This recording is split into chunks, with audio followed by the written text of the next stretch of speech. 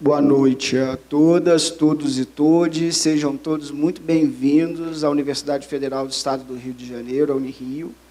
Temos a honra e o privilégio de poder estar recebendo uma mesa tão qualificada para celebrar um dia muito importante, que é um calendário voltado para a reflexão, para a luta e para o reposicionamento da centralidade da luta contra o racismo ambiental, né, sobretudo aqui no nosso estado.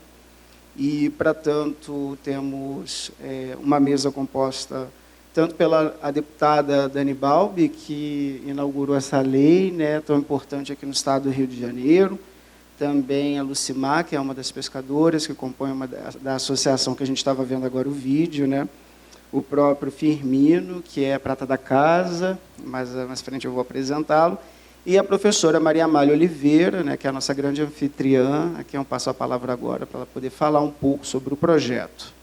Sejam todos muito bem-vindos. Bom, boa noite, é uma alegria estar com vocês aqui, o nosso quórum ainda está pequeno, vou até aproveitar para avisar aqui à mesa, que boa parte dos que aqui estão são alunos nossos aqui do curso de Ciências Ambientais. E é um tema que tem tudo a ver com o que a gente debate. Lá, semana passada, em sala de aula, a gente estava discutindo a questão da terra, e eu expliquei para eles que hoje a gente teria esse momento para que a gente pudesse falar de racismo, mas do racismo nessa perspectiva, que é a perspectiva que atinge ao meio ambiente e a todos aqueles, como os nossos convidados que aqui estão, que são representantes de comunidades altamente impactadas, afetadas com esse problema decorrente do que a gente vem enfrentando aí em termos de mudanças climáticas e todo esse processo catastrófico, né, que a gente tem aí sendo desenhado à nossa frente. Então, esse momento é justamente para a gente discutir, conversar sobre essas questões, dentro mesmo do que a gente tem analisado e falado na sala de aula. Então, eu agradeço a todos vocês que aqui estão. A gente vai ter, daqui a pouquinho, ainda mais alunos, porque muitos deles estão ainda na sala de aula com outras, né, disciplinas. Eu tenho aluno das 6 horas, de temas atuais e meio ambiente, que já estão aqui, e boa parte dos outros alunos, que são da turma de Sociedade e Meio Ambiente, vão chegar a partir das 8. Bom, nesse momento aqui de abertura, tendo agradecido a todos vocês pela presença e também desejando que a gente tenha uma noite bastante produtiva, agradável aqui com esses nossos debates, eu queria falar um pouquinho só para vocês sobre o projeto que está recebendo todo esse evento, que está organizando esse evento. É um projeto financiado pela FAPERJ, a Fundação de Amparo à Pesquisa do Estado do Rio de Janeiro, no âmbito do edital Programa Jovens Cientistas Mulheres, na qual eu fui contemplada com o projeto Memória das Populações Tradicionais, onde eu tenho olhado para essas comunidades quilombolas, comunidades de pescadores artesanais, povos de terreiros, ou seja, aquelas comunidades que têm maior incidência aqui no Estado do Rio de Janeiro, e, em especial, essas comunidades que, de alguma forma, estão sendo atravessadas pela atividade turística. Ao receber essa atividade, esses grupos têm demonstrado todo um trabalho de protagonismo no que se refere a essa atividade, né, reivindicando para si não só esse protagonismo, mas como o empreendedorismo e também a possibilidade de discorrer, de falar sobre as suas memórias, falar sobre a sua relação com o meio ambiente. Então, esse projeto ele tem esse objetivo de olhar para essas comunidades, conversar com elas, a gente formar aí parcerias, diálogos em torno de uma atividade que nós entendemos, tanto aqui no curso de Ciências Ambientais, mas também no programa de pós-graduação em ecoturismo, que é uma atividade que, se bem tem esse jargão, né, que bem planejada, mas eu vou além disso, que se de fato for incluída protagonismo, né, dessas populações, não só esse protagonismo, mas também toda uma perspectiva educativa, pedagógica, de fato, sim, nós teremos possibilidades de, pelo turismo, promover transformações. Então, o projeto que está aqui abraçando essa atividade, que está aqui permitindo que ela aconteça, tem esse objetivo. E aqui nós estamos também, além disso, no cumprimento de uma ação em prol, né, de uma reflexão nesse dia, que é bastante relevante, importante para todo esse debate que nós estamos travando, que é o dia 7 de abril, que é o dia de combate, de reflexão, né, sobre o combate ao racismo ambiental. Então, eu já vou aqui encerrar a minha fala, mas eu novamente dando as boas-vindas, agradecendo a presença de vocês e desejando que, de fato, a gente tenha um momento muito agradável, interessante de debate.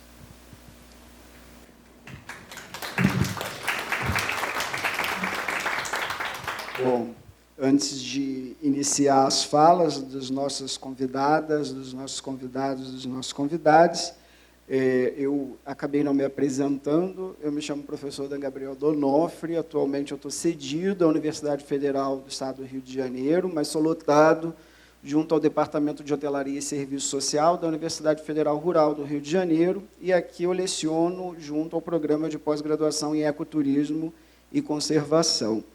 Então, me cabe também a tarefa protocolar, né, de controlar o tempo dos nossos convidados. Então, cada um vai ter 15 minutos de apresentação, para que a gente possa, inclusive, também abrir para perguntas e participação da plateia.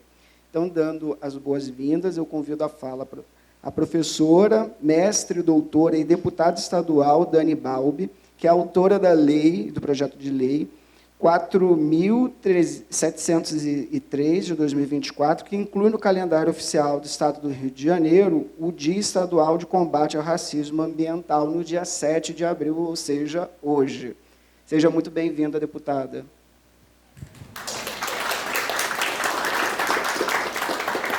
Olá, boa noite a todas, todos e todes. É um prazer enorme estar aqui, particularmente nessa universidade que é o xodó do Rio de Janeiro, muito em função da sua coragem em construir fronteiras de investigação tecnológicas muito alinhadas com aquilo que precisa e demanda o Estado do Rio de Janeiro, particularmente as populações mais vulneráveis. É uma honra poder participar um pouco mais, nesses últimos anos, da atividade do curso. Eu tive ano passado aqui na celebração do 16º aniversário, salvo o melhor juízo, do curso de Ciências Ambientais aqui da Universidade do Estado do Rio de Janeiro. E agora, nos 10 anos, ou no âmbito da celebração dos 10 anos do programa de pós-graduação em ecoturismo e conservação, então é uma alegria enorme poder estar aqui debatendo, ouvindo, contribuindo de alguma forma, e também poder estar me colocando à disposição como parte das soluções para os problemas do Rio de Janeiro.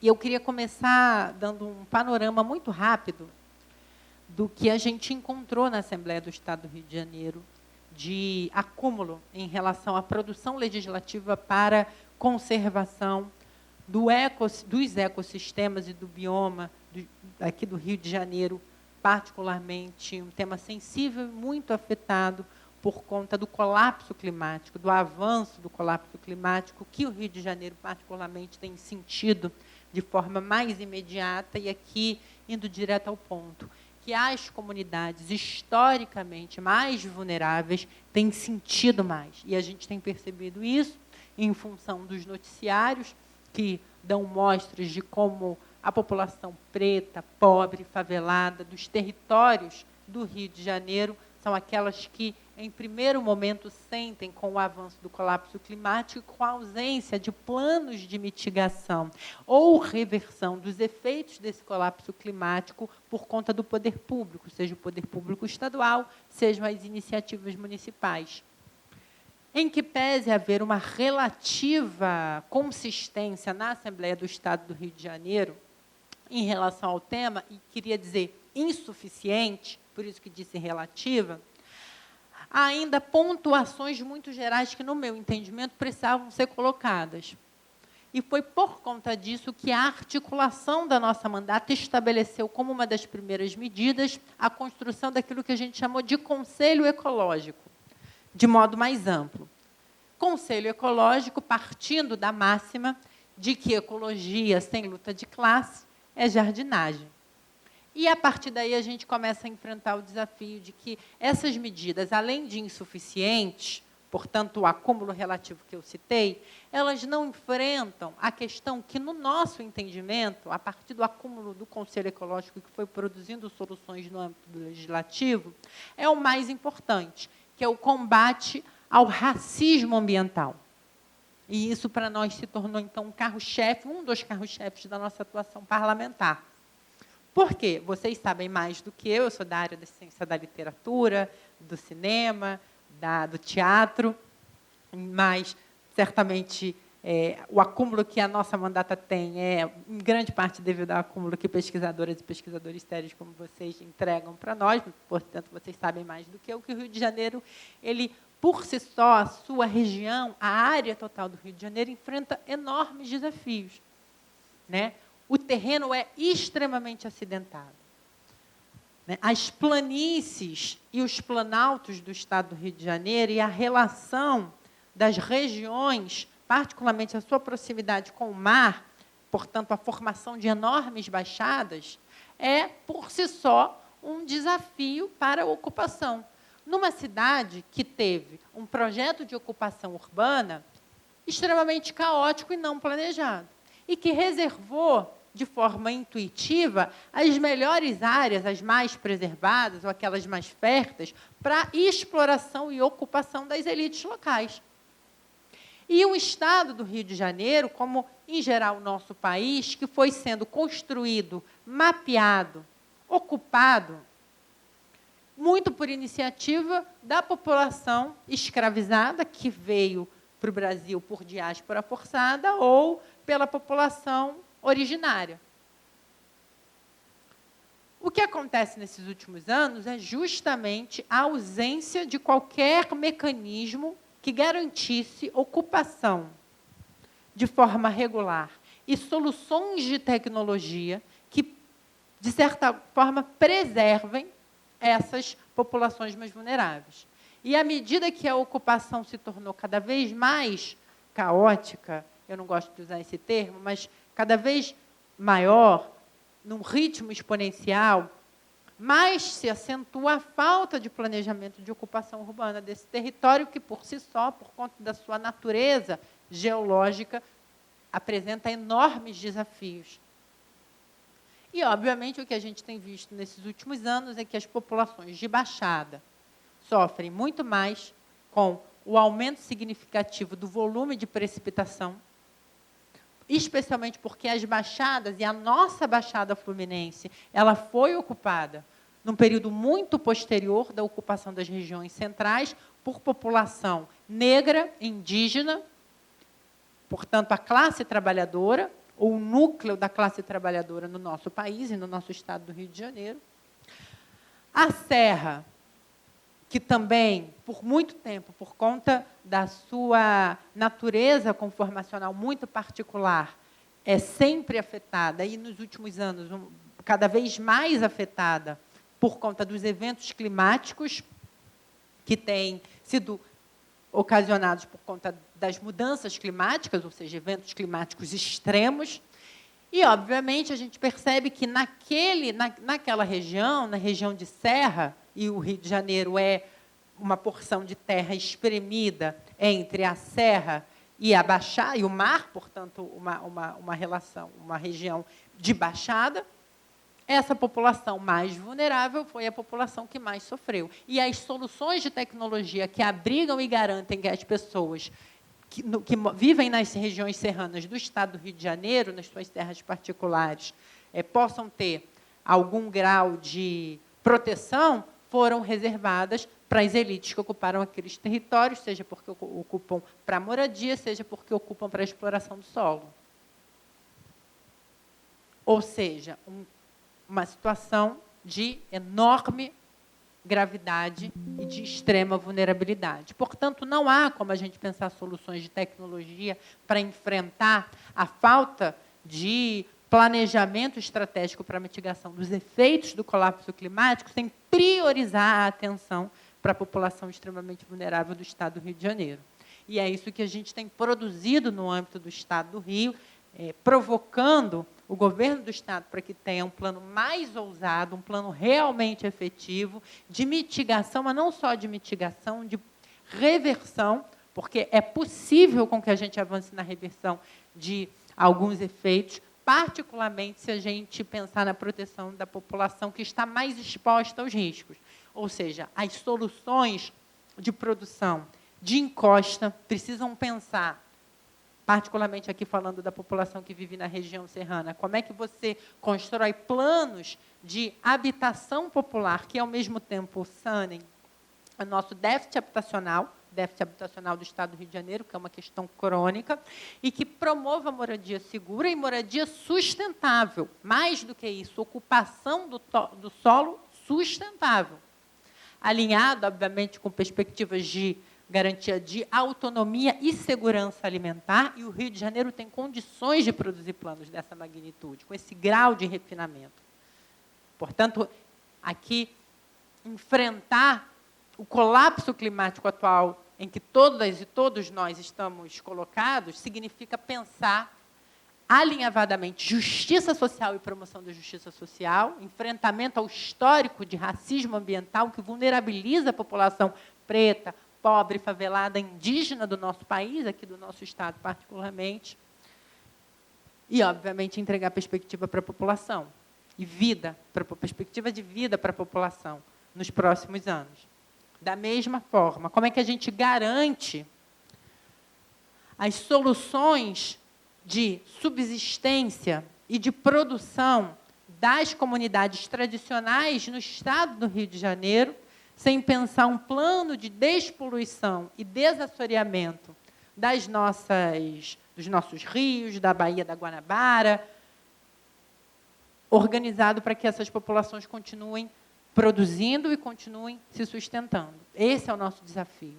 E, ao mesmo tempo, obviamente, para que o impacto dessas atividades seja reduzido, para que a gente possa aí concluir solução efetiva de mitigação e até mesmo reversão. Não há como a gente pensar, ao mesmo tempo, saídas, seja construção de tecnologia para adequar o Rio de Janeiro como cidade esponja, que eu sei que é um termo polêmico, bastante debatido sobre a sua viabilidade. Não há como pensar o déficit habitacional, não há como pensar a manutenção das atividades das comunidades tradicionais sem que a gente pense alinhavadamente justiça social e esses planos mais amplos de mitigação. Porque o Rio de Janeiro, por conta da sua história extremamente elitista, hierarquizada, tem um déficit, um passivo a cumprir com o povo do Estado do Rio de Janeiro e com a sua maior parcela, que são as pessoas negras, pobres, periféricas, essa classe trabalhadora extremamente racializada, que ainda hoje paga tributos de processos muito violentos de racismo, de escravização, e que estão diretamente ligadas à maneira como a ocupação desse território se deu. Essas são as nossas maiores iniciativas. Foi por conta disso que a gente produziu, a partir dessa pulsante e feliz iniciativa, da qual me orgulho muito, que é o Conselho Ecológico, repetindo com a máxima de que ecologia, sem luta de classe, é jardinagem, instrumentos legislativos que pudessem não só provocar o Executivo, tentando ao máximo extrapolar as competências do Executivo, porque acho que essa é a nossa tarefa, né? Não sejamos aqui hipócritas nem ingênuos, parlamentares, e particularmente parlamentares críticos do campo da esquerda, como é o meu caso, né? Campo popular, ou de forte tradição de organização popular, tem como uma das prerrogativas tentar ao máximo extrapolar as suas competências, porque precisamos que o Executivo dê respostas efetivas. E, nesse caso, o plano de mitigação e reversão dos efeitos do colapso climático, que é uma prerrogativa do Executivo, ele precisa ser fortemente tensionado por nós. E a gente entendeu que o Conselho Ecológico seria uma ferramenta positiva. De que maneira? Além da requisição de uma série de relatórios sobre a manutenção, a constância das reuniões e convocações do Conselho para a Mitigação dos Efeitos do Colapso Climático no Estado do Rio de Janeiro, também produção em relação aos relatórios e às medidas que são tomadas e ao grau de investimento realizado nesse sentido.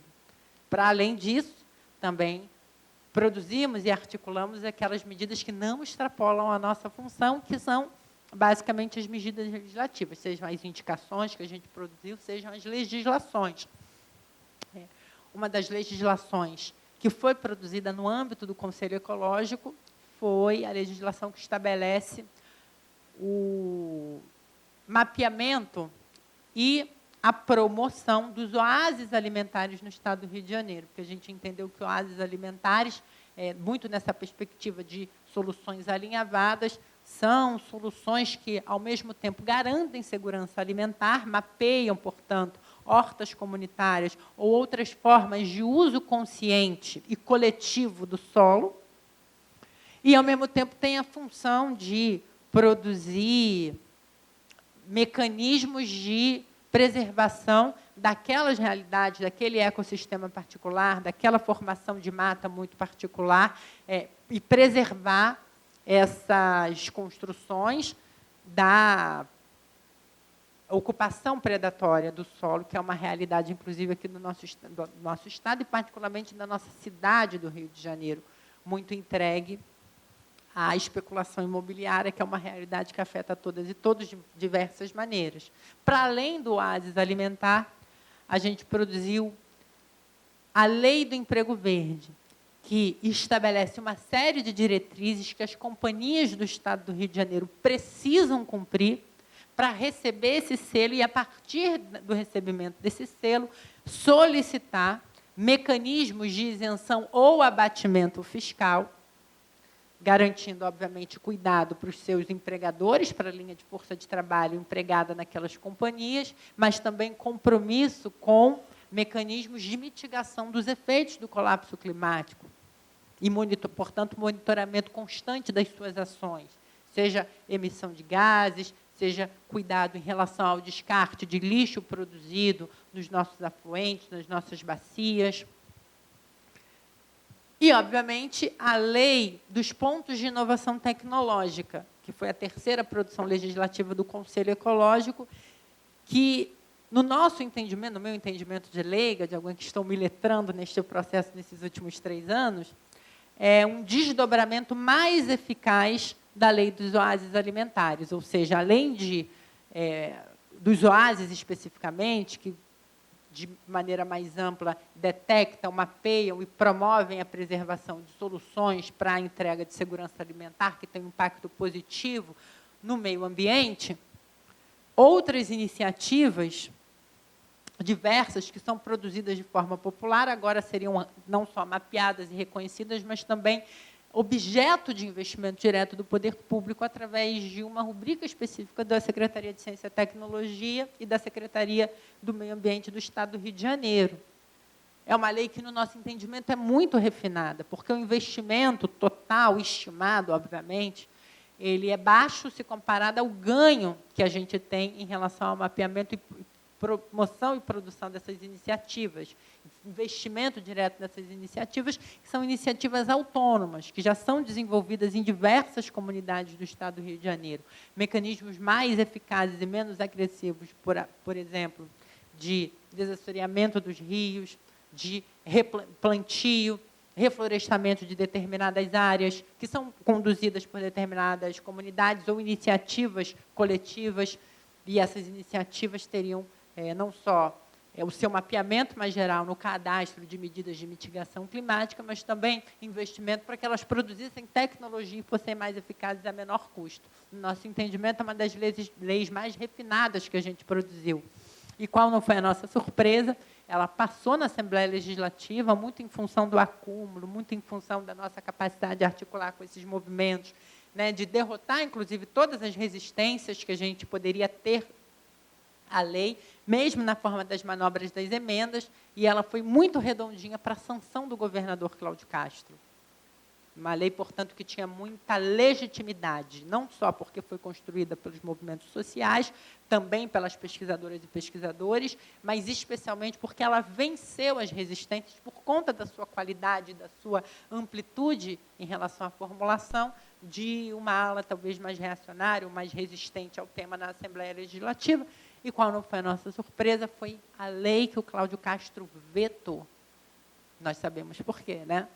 Porque Cláudio Castro, o seu governo, representou o triunfo daqueles que não só não têm interesse com a efetivação da mitigação do colapso climático, mas estão interessados na manutenção e produção do caos. Diria que o governo de Cláudio Castro e governos parecidos são governos interessados na continuidade do colapso climático, porque interessa a eles, que são os detentores ou representantes dos detentores dos meios de produção, e a gente sabe como isso tem uma relação umbilical orgânica direta.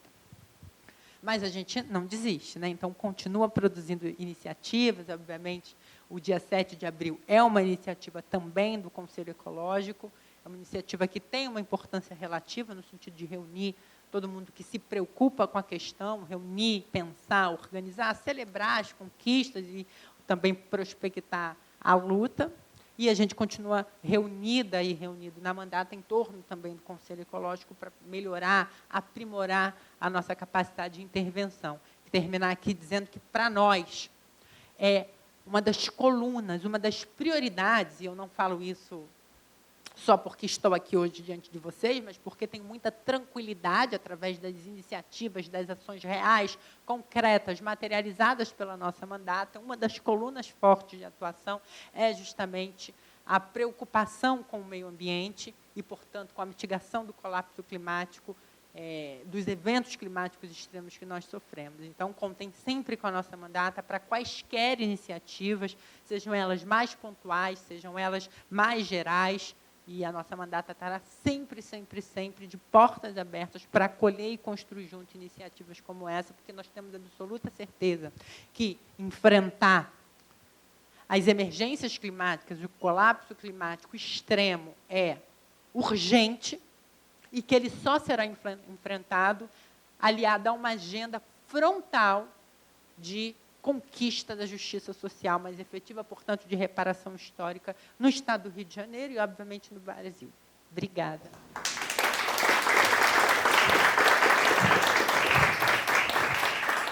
Agradecendo a fala da deputada Dani Balbi, peço a palavra para Lucimar Machado, pescador artesanal, que atua ativamente na região de Suruí, em Magé, defendendo a pesca artesanal, a conservação do manguezal e o empoderamento feminino.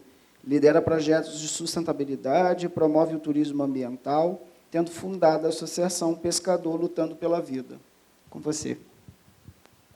Boa noite a todos, todas e todes. Como foi apresentado, né, eu não vou repetir. Eu tenho 50 anos, acabei de fazer, nem parece, né? E há 14 anos eu fui morar em Magé. E aí eu vim da luta, eu sou professora de kickboxing, sou do esporte. E sempre soube e sempre tive convicção que a luta, o esporte, salva muitas vidas. E fui levada para Magé por conta disso, para ter um projeto social lá de esportes. E aí, quando eu cheguei lá, eu conheci a necessidade da pesca artesanal, um território da onde eu não tinha conhecimento que existia no planeta Terra. Então, eu conheci uma arte chamada pesca de curral, que é uma arte milenar que vem dos indígenas, onde várias famílias lá ainda sobrevivem dessa pesca. E casei com um pescador, comecei a me envolver. Acho que vocês ouviram um pouquinho da minha história, também não vou repetir. E pela necessidade da gente ver ali que os pescadores estavam passando com documentação, né, o tão famoso defeso que eles deveriam receber e não recebem, já há 2 anos. E eu comecei a entrar nessa luta aí, por ser uma pessoa muito curiosa, eu queria fazer alguma coisa. E aí montamos a Associação de Pescadores Desportivos Lutando pela Vida.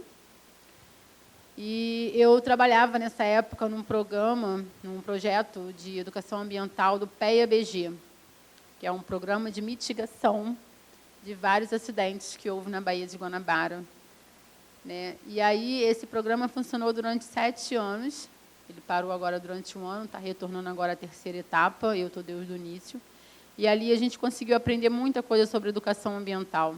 E, principalmente, conseguimos perceber que os principais atores que faziam a educação ambiental dentro do território éramos nós, pescadores. É o pescador que cuida do território, é o pescador que entra dentro do mangue e planta, é o pescador que vai lá e sabe qual peixe colher, qual caranguejo. Que a gente é que sabe daquele território ali. E ali começou uma luta de muitos anos dentro da associação. Começamos a ir para outros lugares.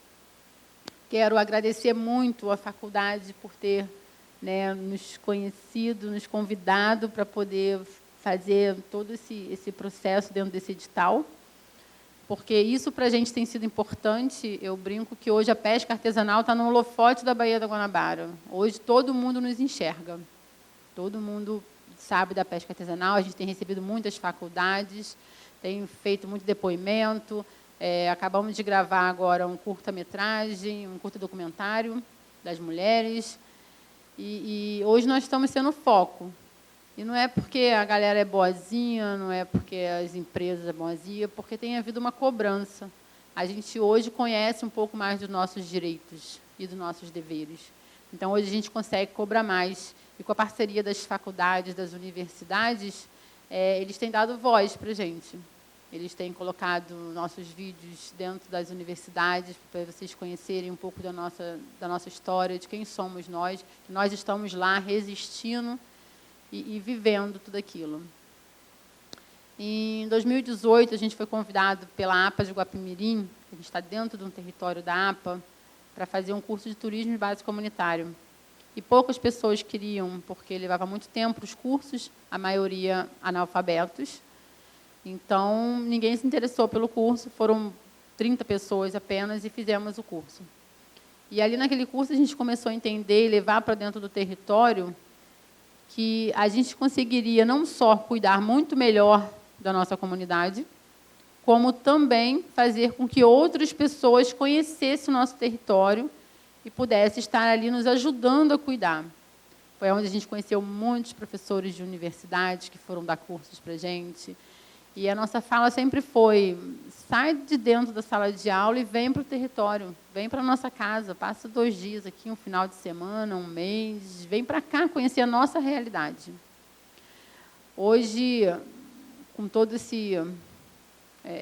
com essas chuvas, né, com as secas, com a dança da maré, com esse monte de navios entrando dentro da Baía de Guanabara, fazendo vários canais que não está deixando mais o peixe chegar lá no fundo da Bahia, onde a gente fala que Magé é o fundo da Bahia, mas, na verdade, não é. Lá é o começo da Bahia. Lá é onde nascem os rios, onde nós temos rios lindíssimos que nascem e deságuam dentro da Bahia. Então, ali é que tudo começa. Tem até uma história engraçada que eu conto, que a gente foi fazer um passeio de caiaque com o pessoal no Rio Roncador. E aí saímos da praia, fomos para o rio, tem uma bancada de areia lindíssima que se forma uma praia. E aí teve uma menina que falou assim: gente, não vamos descer do caiaque porque está cheio de larva. Deve ter algum bicho morto por aqui, olha que coisa nojenta. E aí eu falei: peraí, gente, deixa eu ver isso aqui. E aí fui olhar, né? Peguei lá na água a mão. Eu falei: realmente, gente, hoje não vamos poder descer, infelizmente, porque isso aqui são os nossos camarões, GG. E eu não quero que ninguém pise nos nossos camarões, eu quero comer muito camarão essa temporada, eu quero vender muito camarão. Então, a gente não vai descer, a gente vai para o outro lado. Se tiver bom lá, eu deixo vocês descerem e tirarem foto. E ela: que isso, camarão aqui nessa água? Eu falei: aqui nessa água. E mesmo no meio de tantos problemas que a gente tem, né, com o poder público, eu fico muito feliz de conhecer uma deputada que tem aí brigado, tem falado sobre o meio ambiente. Eu me convido, me autoconvido aqui em público, gravem isso. Eu quero participar desse conselho ecológico de alguma forma, porque eu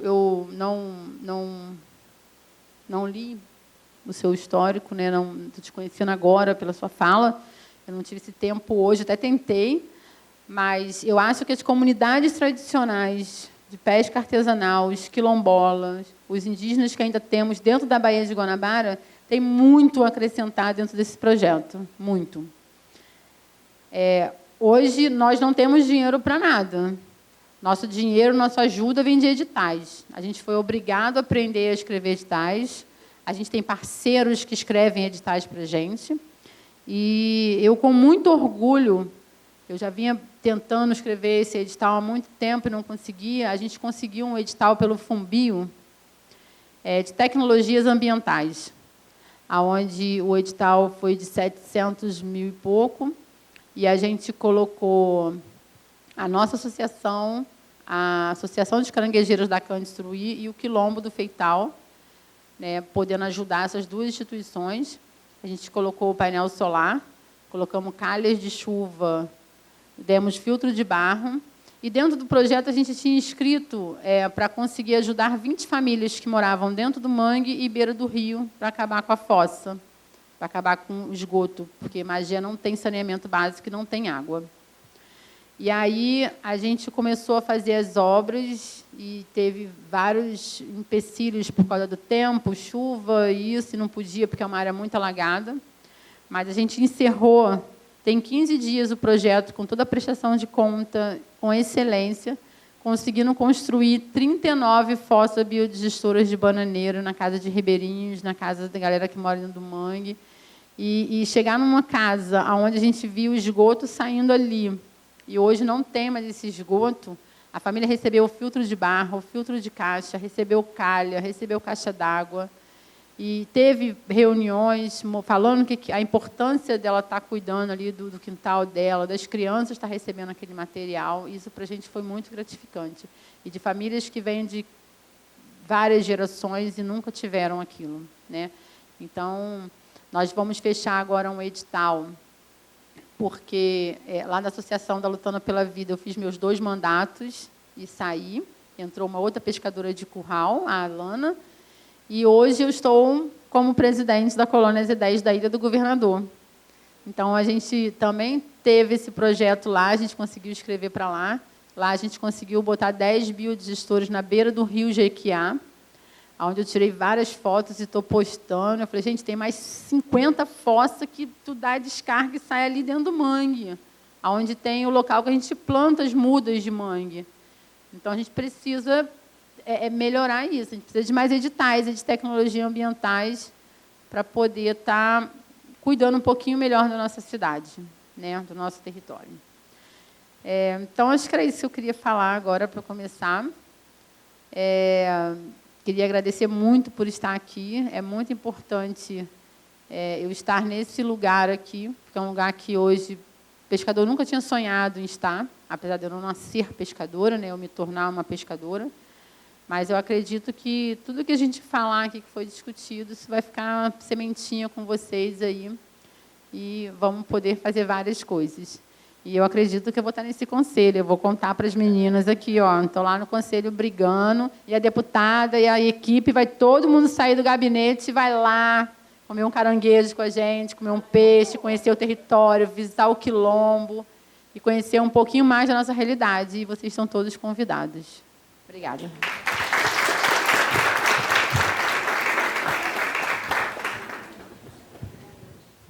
Agradecemos a fala da Lucimar Machado, convidando agora Antônio Carlos Firmino, geógrafo, mestre em Memória Social e cofundador do Museu Sankofa, da Rocinha. Boa noite. Bom, boa noite a todos e todas.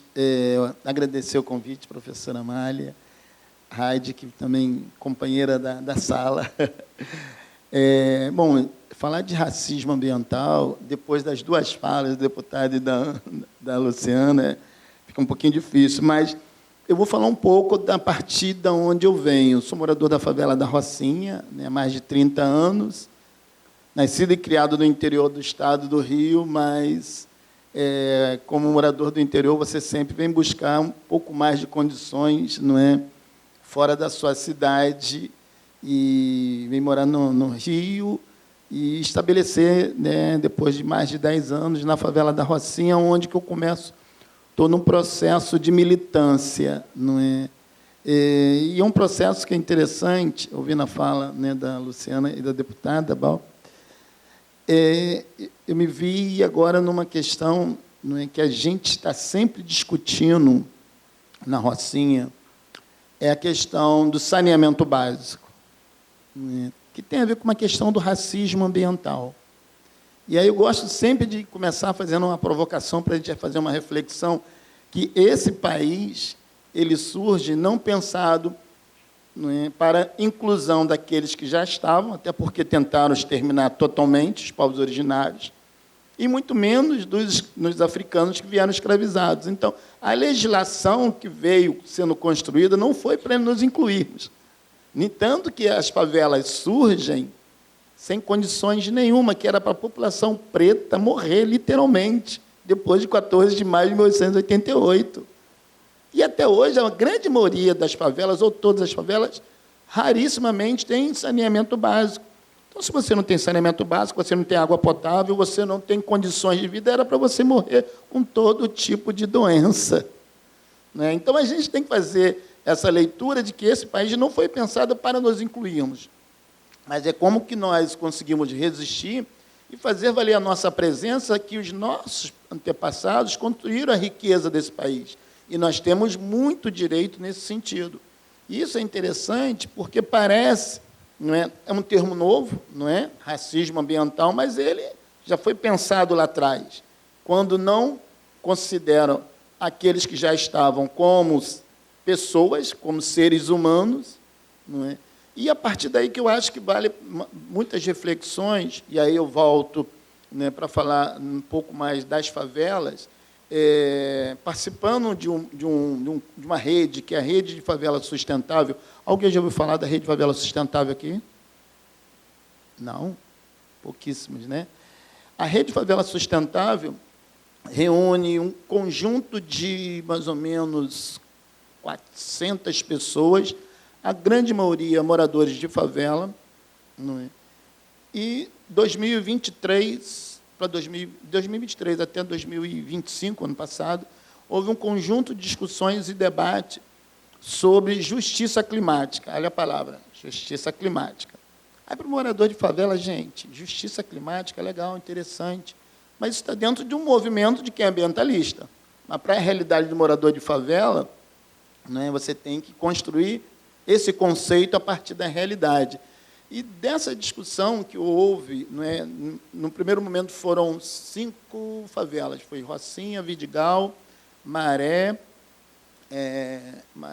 mais a Cidade de Deus, se eu não estou enganado, e a antiga Vila Autódromo, não é, que foi totalmente exterminada, não é, para a construção das grandes eventos, né, naquela região da Barra da Tijuca, ali no finalzinho, mais para o lado de Jacarepaguá. E essas discussões foi interessante, que nós começamos a fazer uma reflexão falando sobre justiça climática a partir da política da ausência. Né? A ausência do Estado é uma política, a gente não pode esquecer isso, né? Porque é proposital, você não dá as condições mínimas. Então, nós começamos a fazer reflexões do quanto que os moradores dessas favelas sofriam com... Né?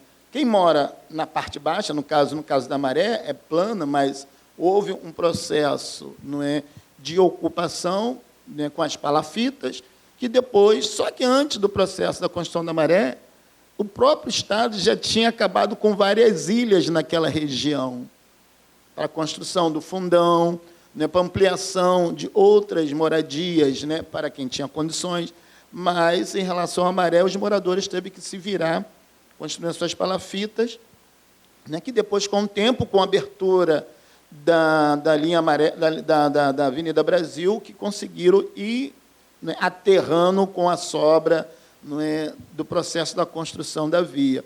Então, assim, e a Maré continua com os mesmos problemas de alagamento, não é, de enchente, não é, agora, talvez, que possa resolver com alguma coisa que está aí numa tecnologia aí que estão usando. Mas a questão é para a gente fazer uma reflexão que nós, moradores de favela, né, estamos sempre nas mesmas discussões.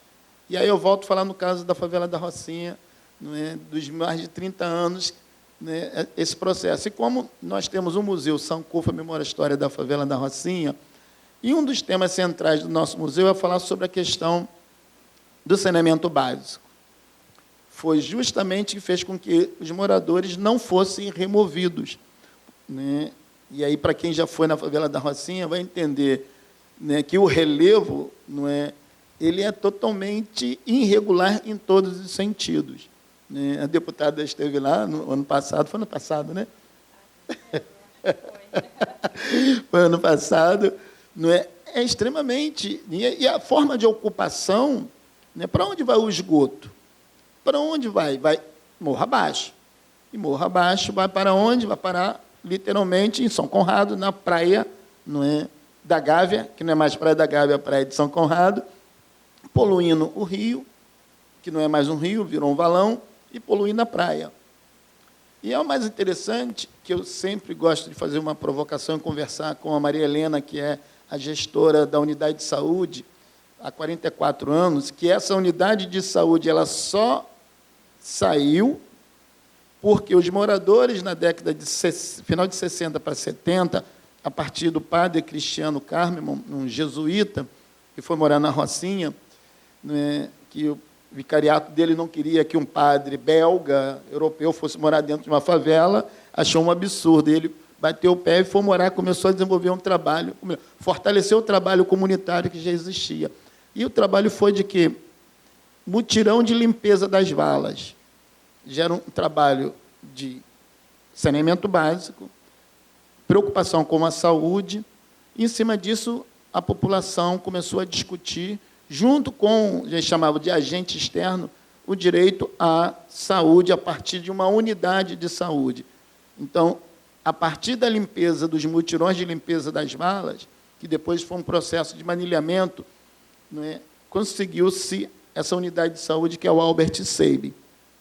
Tem 44 anos, não é, esse ano está fazendo, que é a unidade que a gente sempre fala, que é a que tem o pé no chão dentro da favela, que discute todos os temas relacionados à favela, desde a questão da saúde, né, curativa, até, né, pensando em algo muito mais que tem a ver com a questão do meio ambiente também, aonde que a gente bota o dedo na ferida muito delicada, não é? São as ocupações irregulares, não é, que existe, lamentavelmente. A gente sabe do déficit habitacional, colabora também para um processo um processo de organização da própria favela, para que você possa ter moradia saudável e segura. E essa discussão ela é interessante porque nós estamos agora no momento das eleições. Recentemente, o prefeito, né, esteve na Rocinha, junto com o secretário nacional, o Guilherme Simões, uma pessoa muito interessada, muito empenhada, tá? Isso eu posso dizer, porque já conhecemos, já discutimos, já debatemos muito, e tem uma preocupação, não é, com as questões socioambientais, não é, no Brasil como um todo. Vale a pena vocês seguirem Periferia Viva, não é, que tem um site muito importante, que traz uma questões de discussões de várias situações, de várias favelas no Brasil, discutindo como trazer melhorias a partir, justamente, de encostas. E aí, está falando de encostas, no caso da Rocinha, as encostas que nós temos, recentemente, ainda do período do governo Marcelo Alencar. Mas precisamos de mais encostas. Para você, Marcelo Alencar foi da década de 90, no começo de 90, se eu não estou enganado. Né? E, de lá para cá, pouquíssimas encostas foram sendo, né, feitas. E aí a nossa discussão tem a ver com a questão da encosta, tem a ver com a questão do saneamento básico, tem a ver com... E aí, falando de saneamento básico, o que você pensa? Não, é só manilhamento... Não, não é só isso. A gente está pensando numa discussão pelo Ministério da Cidade, né, pensando em saneamento básico, pensando em uma urbanização de uma maneira muito mais ampla, buscando a dignidade e o direito que todos nós temos. Não queremos ser removidos, queremos ser realocados. Agora, como fazer o uso disso?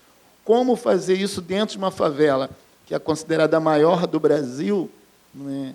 O IBGE falou que nós somos 72.900 e pouco. Visivelmente, nós somos muito mais do que isso. Eu sempre gosto de fazer uma provocação para fazer essa relação. Se eu não estou enganado, a Light, em 2000, que é a fornecedora de energia, colocou mais ou menos 45 mil medidores, relógio. Bom, se você tirar 5 mil que são de estabelecimentos comerciais, por aí, você tem 40. Se a média pelo IBGE são 4 pessoas por moradia, 4 vezes 4, 16. Então, você tem mais ou menos 160 mil habitantes. Olha a diferença, não é? E aí isso influencia onde? Na política pública, no investimento na área da saúde, transporte, escola, saneamento básico. Não, saneamento básico, esquece que o PAC 1, que esteve na Rocinha, não fez 1 metro de saneamento básico na Rocinha, nem 1 metro. Né? Então, quando vocês, com certeza, mesmo quando a chuva, né, as últimas chuvas que nós tivemos agora, que né, literalmente a Estrada da Gávea vira um rio, não é? E aí vai para onde? Na parte de São Conrado ou do outro lado da Gávea, só que do outro lado da Gávea resolveram de uma outra forma. Não é? Mas vai parar na praia, e aí levando todo o processo de um lixo, que também, aí eu volto a falar, para trazer de dados. Se com os dados do IBGE 72, se nós pegarmos a produção de resíduo que a Rocinha produz diariamente, aproxima para mais de 200 mil pessoas. O consumo de água, não é, com todas as perdas que se tem no meio do caminho, aproxima-se também para mais de 200 mil pessoas. Então, tudo isso influencia no processo de políticas públicas para um número maior do que se tem pelo IBGE. A culpa do IBGE? Não sei. Eu trago sempre essa provocação, não é? Porque, com todas as margens de erro que o IBGE tem, mas em 72 você tem as instituições trabalhando com mais de 150 mil habitantes, o dobro, não é? Tem algum problema. Ou é justamente para dizer que as favelas não estão crescendo em termos de ocupação, de habitação, e eu sempre gosto de fazer essa provocação para a gente fazer, espera aí, é isso mesmo? Até porque, lendo um jornal que nós temos, que é o Jornal Tagarela, né, tínhamos, naquela década de 70, no período da ditadura, que era um jornal, né, organizado por três grupos diferentes de esquerda, e já falava que a Rocinha, em 70 para 80, tinha mais ou menos 100 mil habitantes. Alto censo dos moradores, década de 80. E uma matéria da revista Veja, também, nesse mesmo período, já falava que a Rocinha tinha 200 mil habitantes. Né? Isso oficiosamente. Então, como que a gente discute, não é, o número da população relacionado às questões ambientais, do racismo ambiental, se existe um conjunto de desinformações para a gente saber como é que a gente pode atuar de uma maneira para amenizar os problemas. Não é?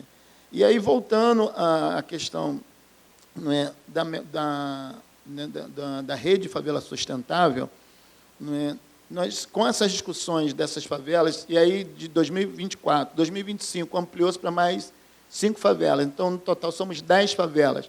Até aqui, para não esquecer, Rocinha, Maré, Serra da Misericórdia, pessoal da Penha, Vidigal, Horto Florestal, que agora, recentemente, conseguiram a titularidade das terras, mais de 100 anos, né?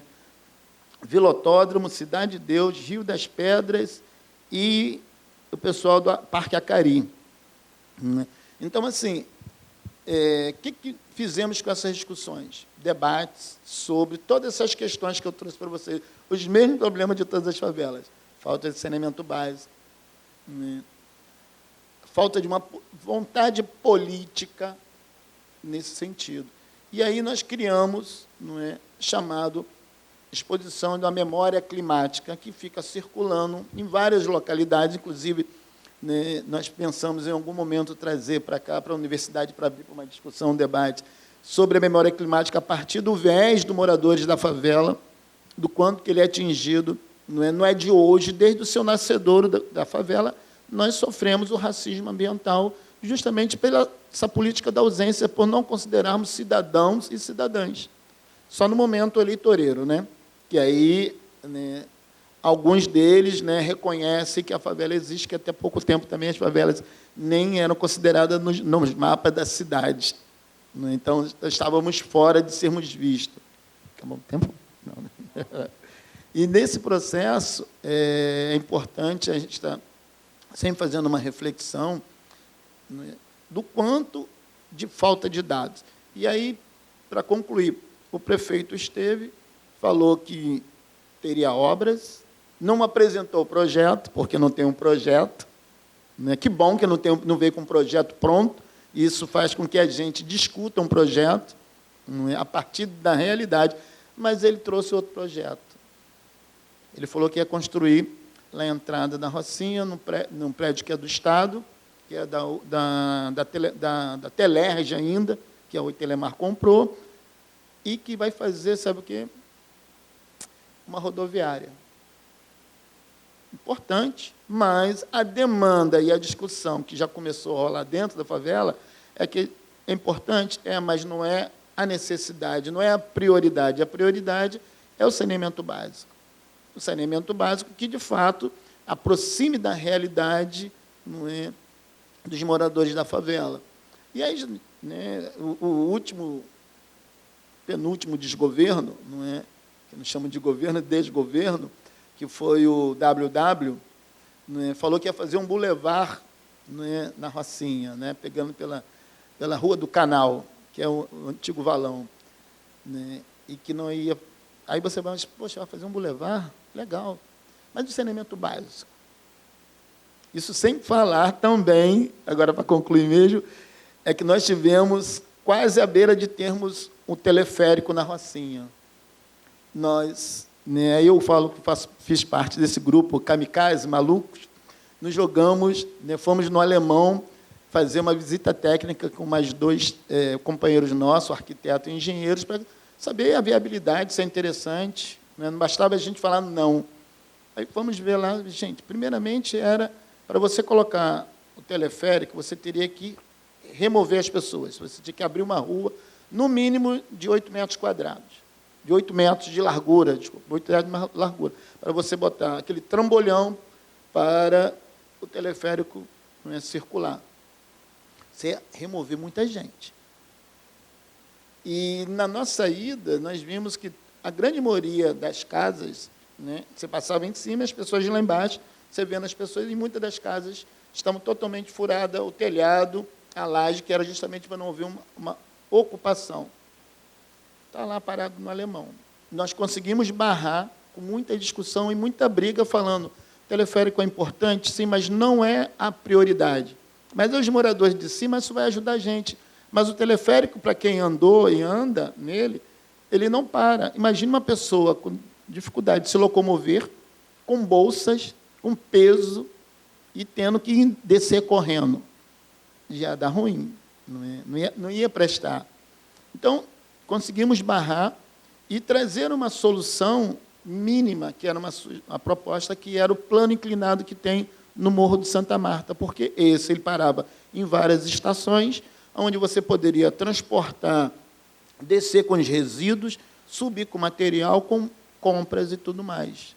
Então, assim, o uso da tecnologia a nosso favor, ela pode ser para melhorar a qualidade de vida e nos aproximarmos de um pouco mais de dignidade. Mas, se não tiver força política da sociedade, não adianta, que não funciona.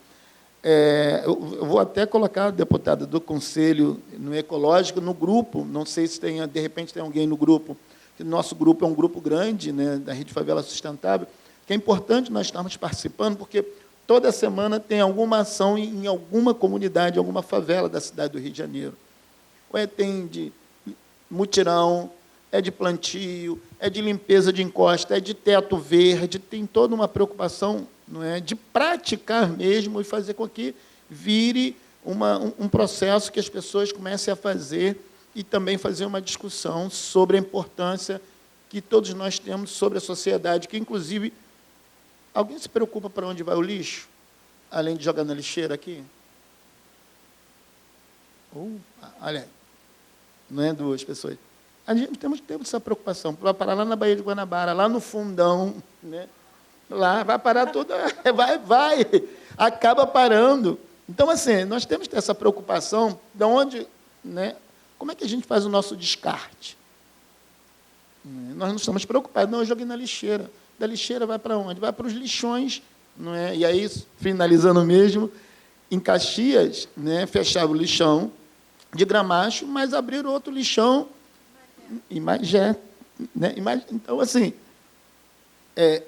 não dá para a gente, né, achar que não está acontecendo na nossa localidade, mas está acontecendo no nosso estado, né, na região metropolitana, né, no estado como um todo. Aí.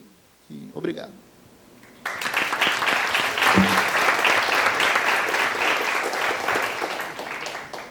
Bom, agradecendo a fala do Firmino, né, prata da casa, a gente abre para as perguntas da plateia. Caso alguém queira fazer alguma pergunta, está aberto agora o microfone. Calma, gente, devagar, calma. Vamos lá. Boa noite, meu nome é Ronaldo, sou aluno do curso de Ciências Ambientais. Estou gostando dessa palestra, muito interessante, muito esclarecedor. Fiz um monte de anotações a respeito das falas de cada um deles. Eu teria uma pergunta para cada um deles. Pode ser? Tá. Eu queria perguntar primeiro para... espero ter anotado o nome certo. Dona Lucimar? Então... Não. Tá bom. Eu queria perguntar para a senhora o seguinte, a senhora falou da pesca artesanal em Magé.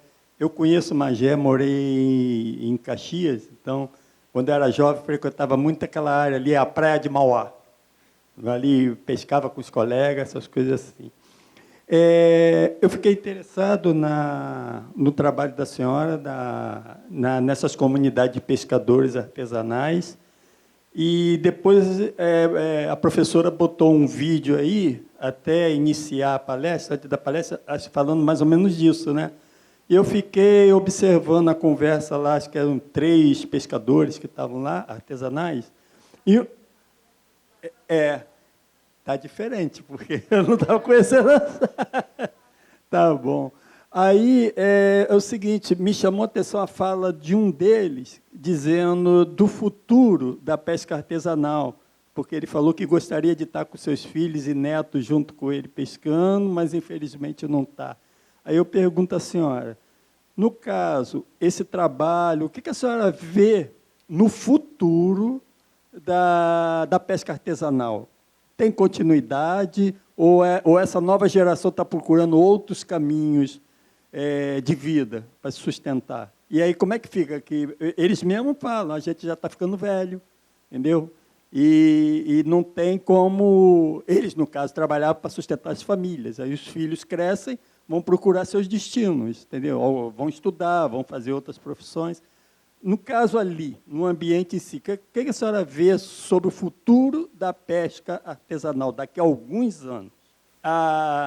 Deputada, gostei muito da sua fala, não sabia que tinha esse trabalho dentro da Alerj, mas me chamou a atenção uma coisa que a senhora falou, que o projeto passou pela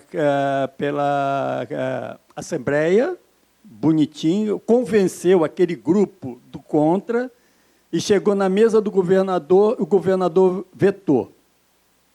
Eu, pela nossa legislação, acredito que o veto vai ser julgado pela Assembleia. Ela derrubou esse veto?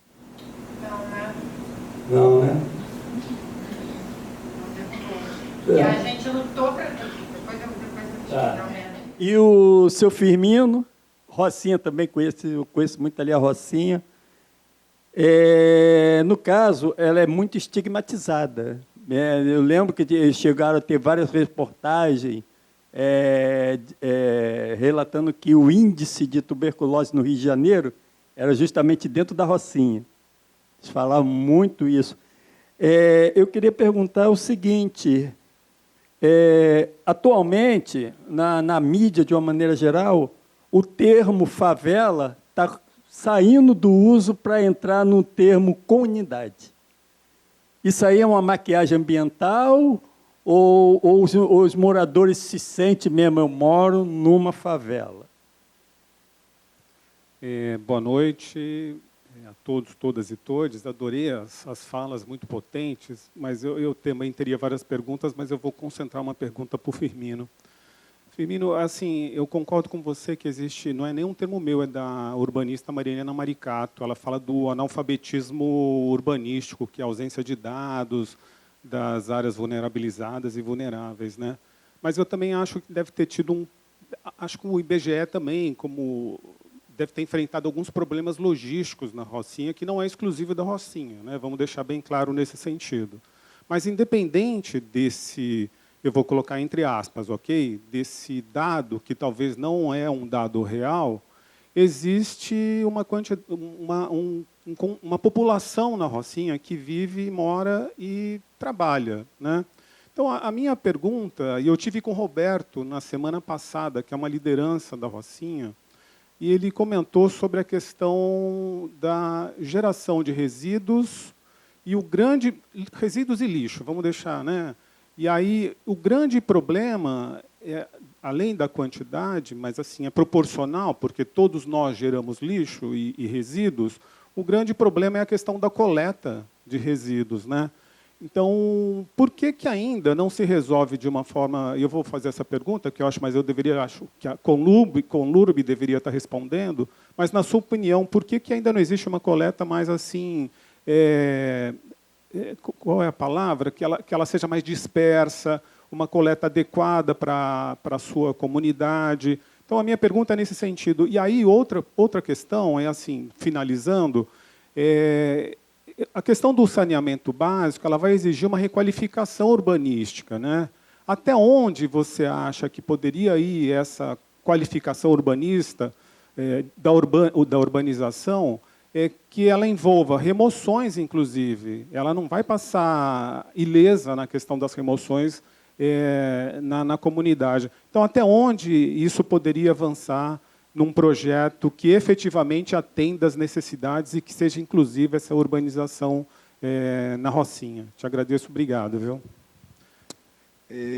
Antes de passar a palavra para as nossas convidadas, nossos convidados, eu pergunto se há mais alguma pergunta, porque são exatamente 15 para as 9, né? Então, consequentemente, a gente tem aqui um cenário em que a maior parte dos nossos alunos não moram aqui na Zona Sul. Então, eles têm de acessar, né, o transporte intercamp e, consequentemente, isso vai fazer com que haja um esvaziamento aqui do nosso espaço. Então, se não houver mais perguntas, eu já vou pedir para que as nossas convidadas e os nossos convidados, ao terminar de responder, possam fazer sua fala final e os agradecimentos aqui à plateia, tá bom?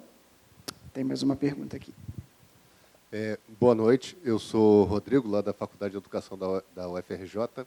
Queria primeiro parabenizar pelas excelentes falas, tivemos aqui um momento importante de aprendizagem, e eu tenho uma questão que está ligada ao nosso debate sobre pacto federativo. Porque, por um lado, a gente tem o governo do Estado, que é, em tese, responsável pelo Estado do Rio de Janeiro todo. Por outro lado, nós temos as municipalidades. Então, a gente está falando de duas municipalidades diferentes aqui, o Rio de Janeiro por um lado, Magé pelo outro, né, que trazem problemas e questões que são muito específicos do seu próprio território, mas que, em certa medida, acabam dialogando se a gente pensa em uma abordagem, digamos, mais holística aí, com relação à ecologia e meio ambiente. Então, os problemas colocados lá para a Rocinha não são os mesmos problemas colocados para Magé, mas eles dialogam se a gente vai pensar numa abordagem mais holística. E aí espera-se, ou imagina-se, num cenário ideal, algum nível de debate entre as municipalidades. E eu queria saber se tem acontecido isso, considerando, inclusive, as disputas políticas que são muito significativas entre as nossas regiões. Então, a gente tem a região serrana com um leque muito complexo das prefeituras municipais, principalmente. Você tem a Baixada Fluminense com um leque tão complexo quanto. Tem o governo do Estado, que tem mais ou menos legitimidade aqui ou acolá, a depender das municipalidades. E aí queria ouvir vocês com relação a isso. Se esse debate tem acontecido, né, e como ele tem se dado, porque eu vejo muito a partir dessa necessária articulação. Não dá para a Magé se pensar sozinha, literalmente, porque a Magé é afetada pela Baixada Fluminense inteira, por exemplo. Não dá para a Rocinha se pensar sozinha, que a Rocinha é afetada por todos os bairros do Rio de Janeiro. E ela tem aí o impacto também em todos os outros bairros e nas outras municipalidades. Então, é isso. Muito obrigado mesmo. Realmente foi, até agora, uma noite excelente para todos nós aqui.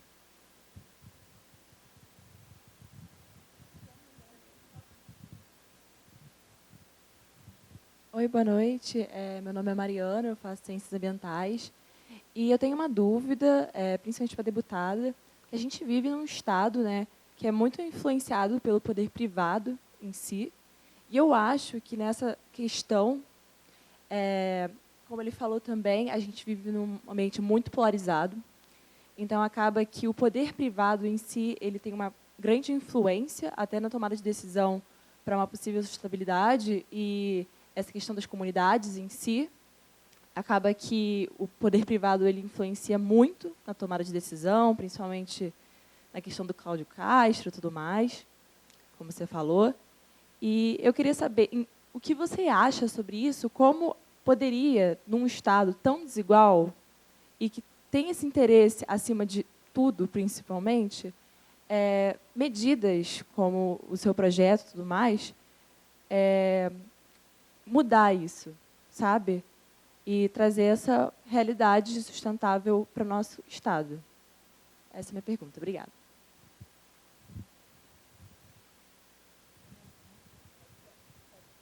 Muito boas as colocações, né?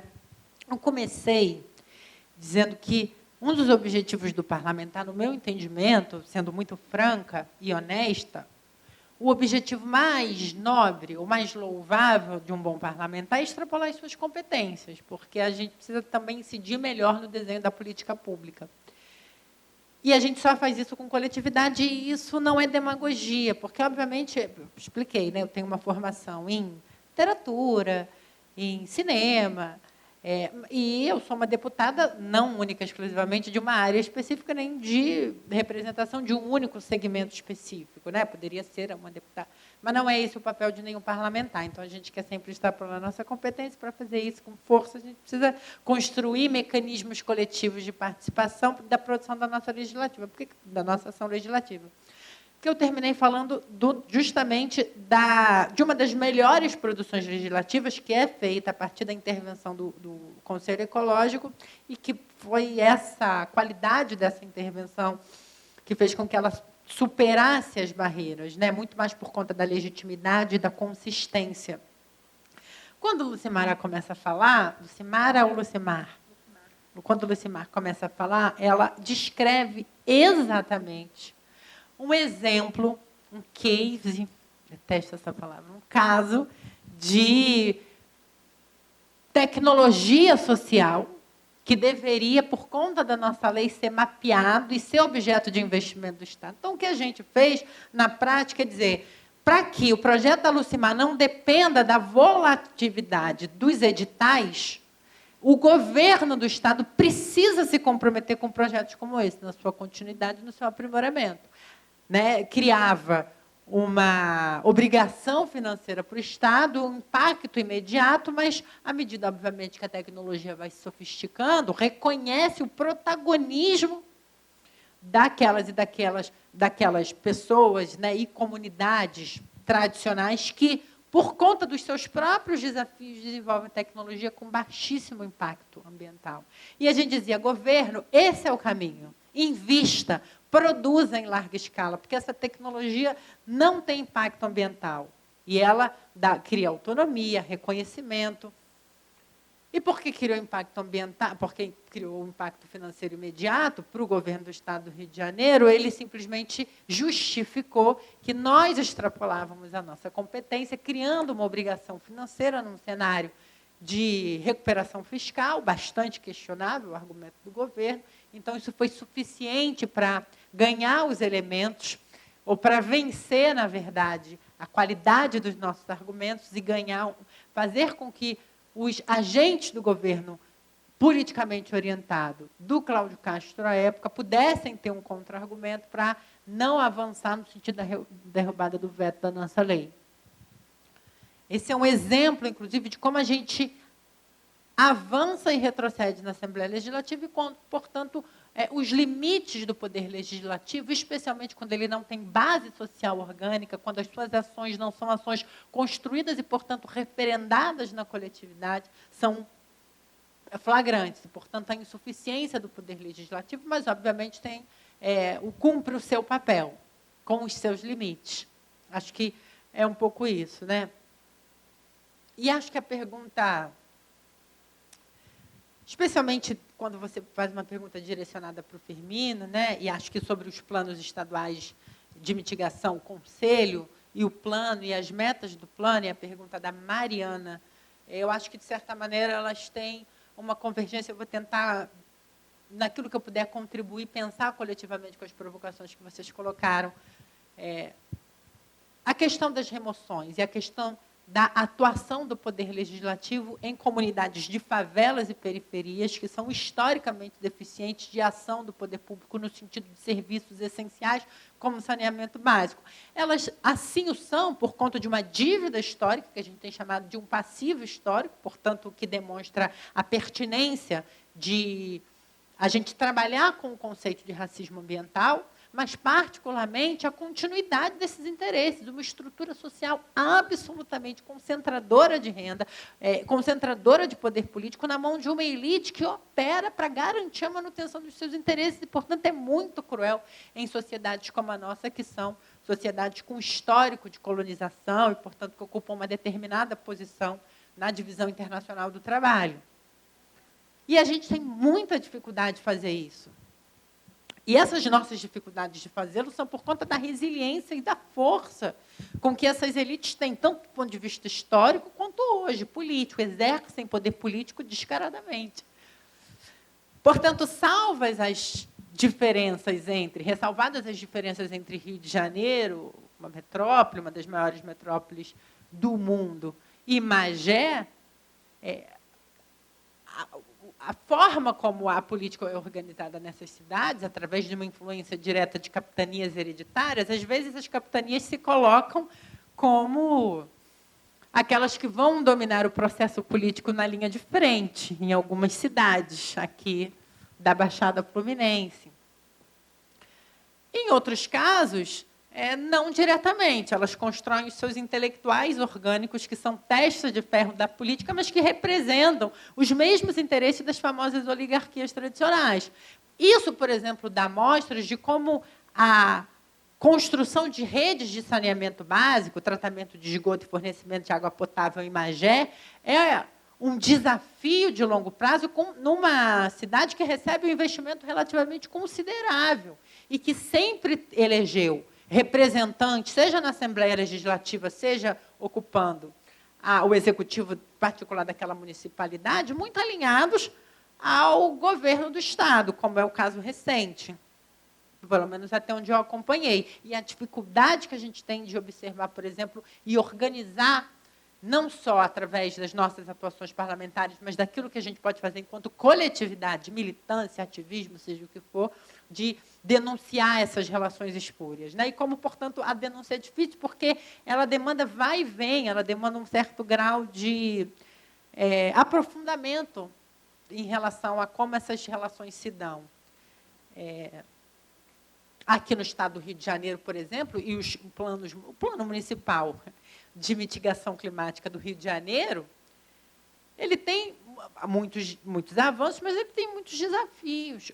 Ele está diretamente ligado à atenção dos interesses de empreiteiras, de especuladoras imobiliárias, que têm um plano de redesenho da ocupação urbana que está diretamente ligado ao seu enriquecimento e ao aumento da sua taxa de lucratividade, com pouquíssima preocupação com o impacto que esse plano tem. Mesmo a questão da ocupação urbana direta, a questão da especulação imobiliária, da construção de prédios ou espigões, ainda que seja aqui na Zona Sul do Rio de Janeiro, para aumentar ainda mais a pressão sobre uma rede de tratamento de esgoto, de água, né, de saneamento básico já bastante opilada, já bastante pressionada. Enfim, isso tudo atende aos interesses da Quanta na cidade do Rio de Janeiro. É importante que a gente diga isso, né? O Conselho Estadual, o governador diz, né, nós temos uma meta de replantio da Mata Atlântica de 30%, 40%, o plano de mitigação climática do Estado do Rio de Janeiro foi atualizado agora entre 24 e 25, tinha essas metas. Né? Mas quem construiu esse conselho? Quais foram? Por isso que a gente provocou o governador e ele não respondeu. Qual é a periodicidade desse plano? Quais são os interesses? Por que organiza com o terceiro setor? Por que diminui o peso político, o peso de construção e elaboração de pesquisadores das universidades públicas, que são pesquisadores que não representam interesses privados? Por que entrega esse plano de elaboração e a adoção de determinadas medidas para a iniciativa privada ou para o terceiro setor? Que a gente sabe que, às vezes, tem outros interesses que não os interesses da população, de modo geral. Então, para terminar, para não me estender demais, eu queria reafirmar que a gente tem se esforçado muito para construir as soluções melhores dentro, obviamente, dos limites de uma mandata parlamentar no Estado do Rio de Janeiro e neste Estado particular, mas não dá para a gente organizar uma linha de frente sem pensar nas articulações, né? Justiça climática, justiça social, enfrentamento ao racismo, enfrentamento ao capitalismo e as relações históricas que organizam a ocupação política e a forma de expressão superestrutural do poder que marca o Estado do Rio de Janeiro. Desculpem o termo, mas eu sou marxista, eu vou usar sempre esses termos. Obrigada.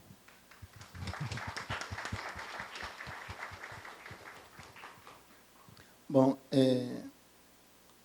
Ronaldo, né? O termo... Então, eu já de algum tempo, eu venho fazendo também essa reflexão e provocando, né? Quem é que determinou que a favela deixa de ser favela e tem que ser comunidade?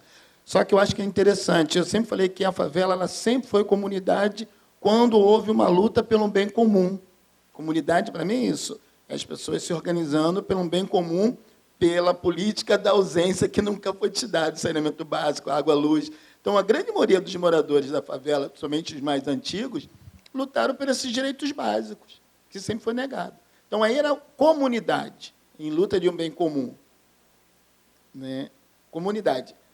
Né? A forma de se organizar. Né? Tirar favela significa o estigma que, né, você é favelado, você é o quê? Você é tudo de ruim.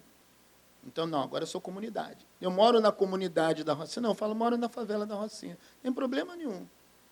Né? Só que, ao mesmo tempo, o termo favela também, para alguns, né, eu sou cria, mas é um cria que também não tem um espírito comunitário. A favela venceu ele sozinho. Não é? Aí entra a discussão do coletivo. Não é? Então, assim, eu vejo que é uma coisa, traz para uma confusão ideológica para mim. Né? Para mim, favela significa resistência, né, de todo o histórico, daqueles que lutaram em Canudos, que vieram com a promessa de um lote de terra, que foram enganados, e nós continuamos sendo enganados até os dias de hoje.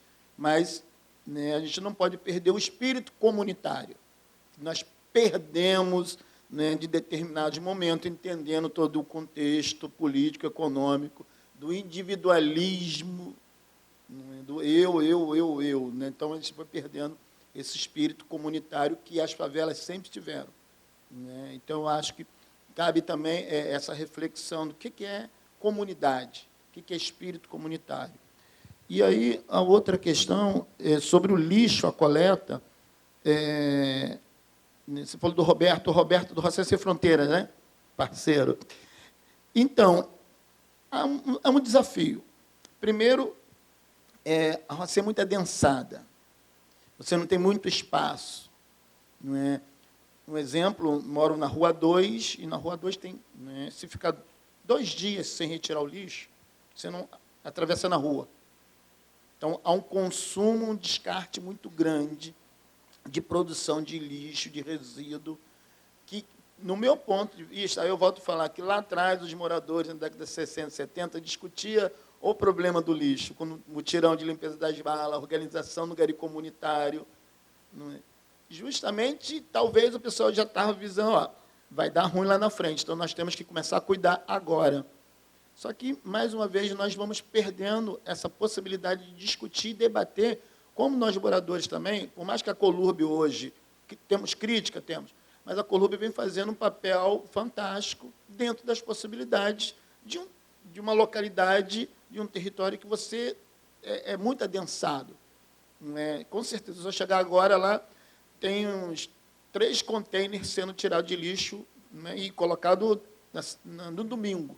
Então, já está lotado. Então, eu acho que cabe também nós, moradores, voltamos a fazer essa discussão, não é, de como que nós podemos resolver isso de maneira coletiva, né, é espírito comunitário.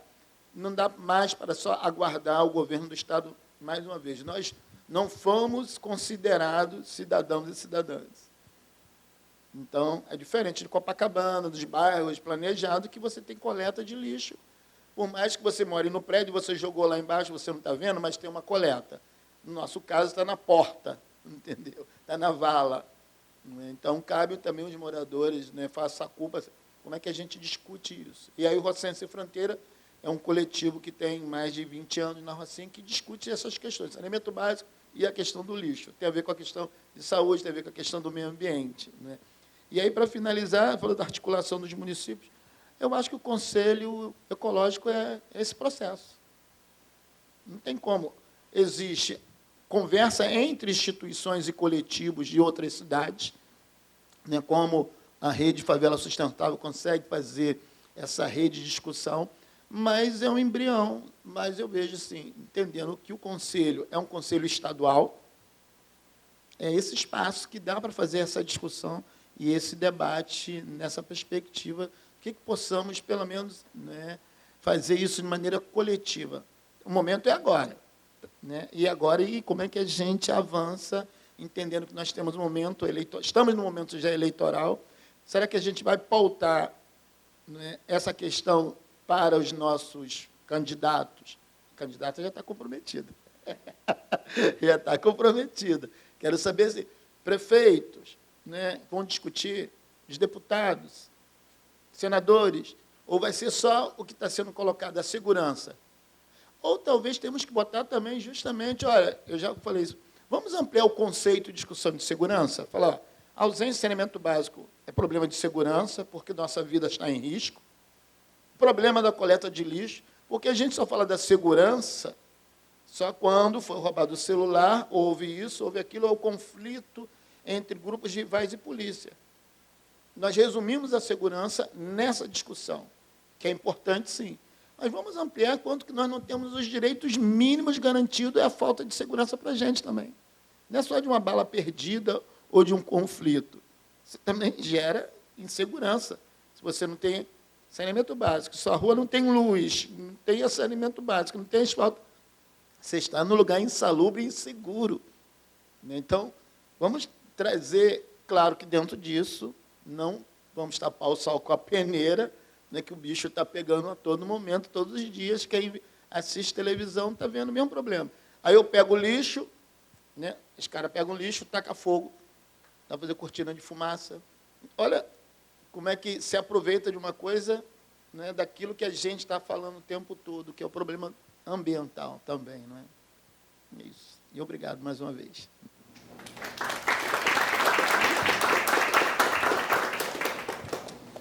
Bom, respondendo à pergunta do futuro da pesca, né, artesanal, vou fazer um resumo rápido. Em 2013, um pescador de curral fazia, na sua renda mensal, de 7 a 15 mil reais. Hoje, se ele fizer 600 por mês, é muito. Isso só no verão, porque no resto do ano não tem peixe. Então, assim, muitos pescadores não querem mais que seus filhos sejam pescadores, pelo trabalho árduo, sol, chuva, vento. Hoje, um curral raso, que a gente chama, para você reformar um curral desse, ele custa em média de 7 a 8 mil reais. E a gente teve um embate muito grande com o ICMBio, porque, por exemplo, eu tinha 10 currais, 5 currais meu quebrou, eu não tinha condições de consertar e ficou aquela pausada lá, que era uma solução para as traineiras não entrarem lá dentro e não saírem matando tudo, mas para eles era um problema.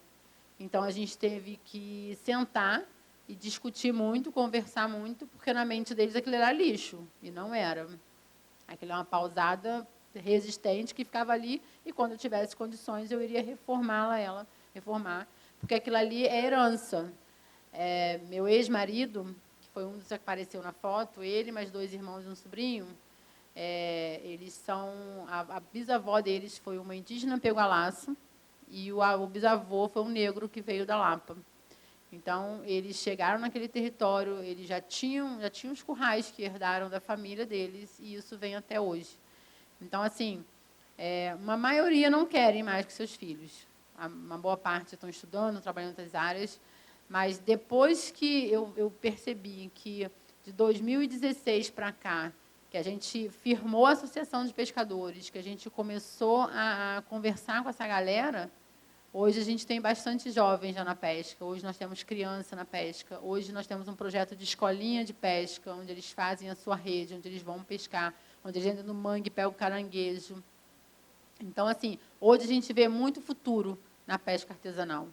Né? Como eu falei antes, hoje a pesca artesanal está no holofote da Baía de Guanabara. Hoje nós já temos tartaruga lá no fundo, nós temos cavalo marinho lá no fundo, mesmo com nossos rios assoreados, mesmo com todo o lixo que a gente ainda pega dentro dos rios e dos canais, hoje a gente está vendo vida. E, com isso, a gente está vendo esperança de continuar a pesca artesanal na Baía de Guanabara. Eu queria responder também a questão que você botou, né? Foi uma pergunta, mas eu queria colocar que, assim, na minha visão, eu acho que o município e o Estado só conversam na época de eleição para saber quem vai apoiar quem. Não existe esse diálogo. Hoje, infelizmente, a gente consegue um pouquinho mais de abertura para conversar com um secretário do Rio de Janeiro, uma secretária do Rio, do que do próprio Magé. Em 2022, nós fizemos um documento e entregamos na mão do prefeito, e já está assinado, para abrir uma secretaria de pesca. Porque em Guapi, a gente brinca que tem meia dúzia de pescadores e tem uma secretaria de pesca. E Magé não tem. E aí ele falou que não poderia montar, mas que poderia fazer uma coordenadoria, porque o dinheiro era pouco. Eu falei, pode ser, porque a gente sabe que tem dinheiro do Estado para vir para Magé para o pescador. E ele assinou o documento e está em alguma gaveta. Então, assim, a gente não tem muito diálogo. A única parte, o único setor da Prefeitura de Magé que nos reconhece e que tem sido parceiros é a Secretaria de Cultura, que o secretário Bruno Lourenço, que tem estado com a gente ali, que também não conhecia, e foi no território, e conheceu, e tem nos ajudado muito, com toda a sua equipe, com o subsecretário. Eram essas duas falas que eu queria responder, né? Eu queria falar que, aproveitando a deputada aqui, que hoje a gente precisa que o poder público, o poder estadual, o poder federal venha olhar com um pouquinho mais de carinho, porque as ONGs, as associações, é o terceiro braço, né? A gente chama de terceiro setor. A gente faz tanta coisa na comunidade. A gente hoje aprendeu a fazer, a gente brinca, do lixo ao luxo. A gente pega o nosso lixo e transforma em luxo. A gente transformou as escamas de peixe que ia para o lixo, transformamos em biojoias. Hoje a nossa biojoia está em Paris, está em Roma, está na Alemanha, está em vários países aí fora. E a gente tem propagado isso, tem dado curso para outras mulheres fazer uma renda extra com isso. A gente tem feito o remanejamento do pescado para que dê um pouco mais de valor. Porque o peixe que você compra num restaurante aí que você vai almoçar, botar aqui no Rio, que você paga aí 500, 400 reais, ele é vendido na beira da praia ali por 3 reais. O atravessador compra da gente lá por 3 reais. Se a gente tem pouco peixe, ele ainda compra por 7, 6,50. Agora, se tem muito peixe, é 2 reais, 1,50. Então, assim, hoje, com esse projeto de tecnologia ambiental, a gente conseguiu comprar uma máquina de gelo, conseguiu comprar um frigorífico para as instituições, porque mais para frente, se a gente conseguir outros editais, a gente quer comprar o pescado do pessoal num preço justo e fazer o beneficiamento do pescado. porque a gente vai fazer o bolinho, o croquete, o rocambole, que valoriza muito mais o pescado, consegue vender para um restaurante num preço muito mais justo. Quero dizer aqui que eu e o seu Firmino, né, a gente se reconheceu aqui, a gente saiu numa edição chamada Cuidadores do Mundo, né, do pessoal lá de Portugal que nos achou e fez um livro da nossa história. Eu fui também reconhecida agora pelo SEBRAE como um caso de sucesso, pela nossa luta lá, pela nossa instituição. Então, se vocês puderem estar acompanhando. Né, e deixar aqui nossas redes sociais, que é remando_manguezal, é uma árvorezinha verde, e projeto.lutando pela vida, lutando com TH, que a luta é dobrada nossa. Então, mais uma vez, agradecer, que todo mundo tenha um bom retorno para casa, e as portas estão abertas para quem quiser ir conhecer, quem quiser ir lá visitar. Nós fizemos um alojamento, tem um espaço lá, quem quiser dormir na rede, a casa é de vocês. Obrigada. Bom, antes da gente encerrar o evento, eu vou convidar o Johnny para dar um recado da equipe da mandata da deputada Dani Balbi. Está aqui? Também a Pitanga, que é aqui do Movimento Estudantil da Universidade, que também está aqui hoje. Pessoal, boa noite a todas, a todos e a todes. Meu nome é Johnny, eu faço parte do GT de Territórios da mandata da deputada Dani Balbi.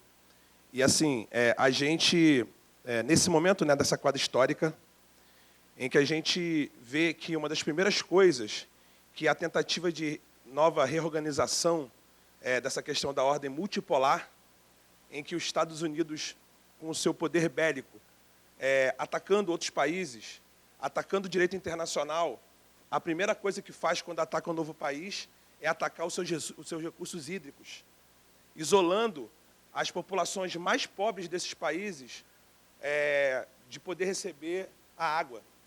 E isso é algo muito importante quando você vê como isso se torna, o racismo ambiental, ele se torna uma arma de guerra letal.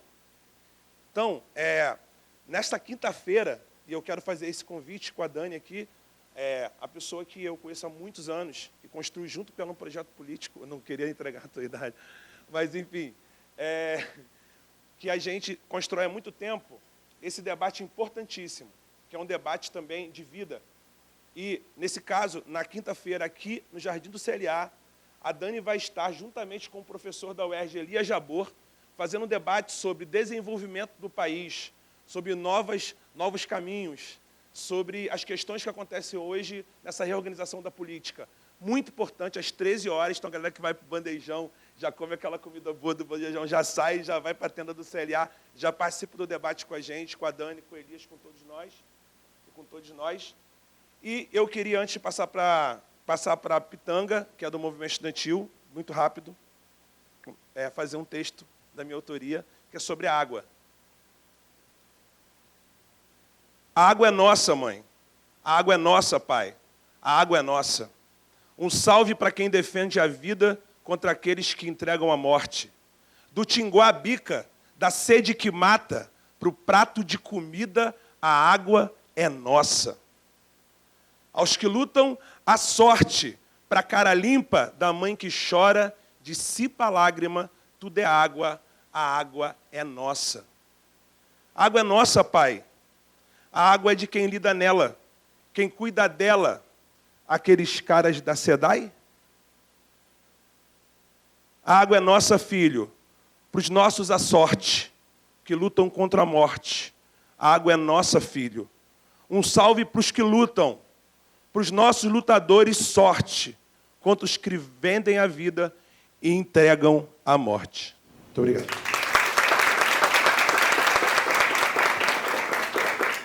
Gente, boa noite. Eu sou Pitanga, sou de filosofia aqui da Unirio. Primeiramente, quero agradecer o espaço, agradecer a palavra, né, o ouvido de todos, agradecer a presença, inclusive também da Dani, querida, sabe o quanto eu amo. E, né, reforçar que é muito importante, né, a nossa presença nesse debate, né? Porque a gente precisa estar trazendo isso para agora, porque lá na frente a gente tem que estar preparado para todos os desafios que a gente vai encarar, né? E o Movimente-se, né, convidou a Dani e o Elias para a gente discutir sobre isso, porque a gente acha que é muito importante que os alunos estejam atentos ao que está acontecendo ao mundo e atentos ao que está acontecendo, inclusive, dentro da própria universidade. Então, se você ainda não conhece o Movimente-se, quiser conhecer, ali fora a gente está com a banquinha da Dani, ele tem uma fichinha de contato, né, para você colocar seu nome, curso e telefone. A gente vai estar entrando em contato, explicando mais sobre o que é o coletivo, explicando mais, né, o que a gente, né, prega e o que a gente ainda quer alcançar dentro da universidade e fora dela também, porque a universidade não é só prédio e muro, a universidade também é a rua, e a rua somos nós. Muito obrigada.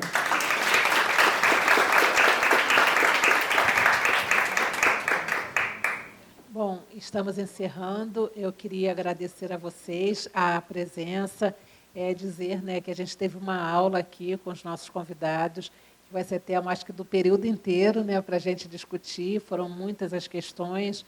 Então, terminar agradecendo a todos vocês por, né, estarem aqui e também aos nossos convidados, Lucimara aí parceira já de algum tempo, Dânia também, uma admiração, Firmino, né, que é o nosso egresso aqui no Memória Social. Muito bom estar com vocês. Só para lembrar, aliás, eu tenho uma outra coisa para falar, duas coisas. No início eu não comentei aqui, mas eu tenho que deixar registrado.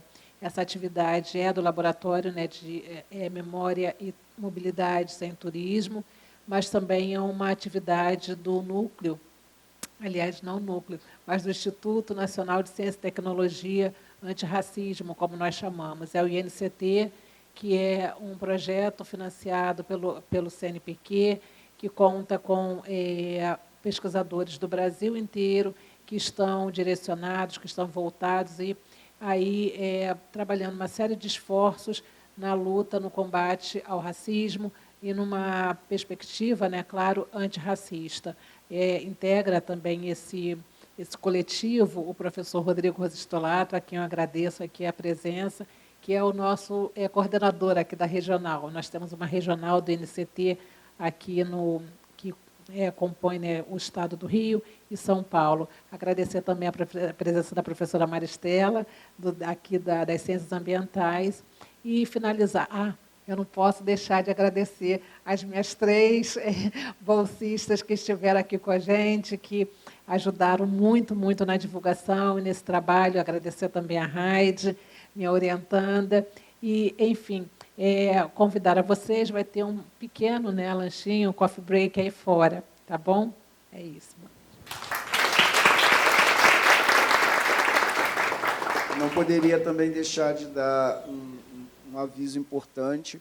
O vídeo que nós estávamos exibindo no início do evento, ele vai estar disponibilizado no canal do YouTube do Memotur, né, que é esse laboratório, que é a grande célula de organização desse evento, que, por sua vez, também está coligado às comemorações dos 10 anos do Programa de Pós-Graduação em Ecoturismo, que está sediado aqui no IBIO, da mesma maneira como tem relação com o programa de memória social, pós-graduação em memória social, da mesma universidade.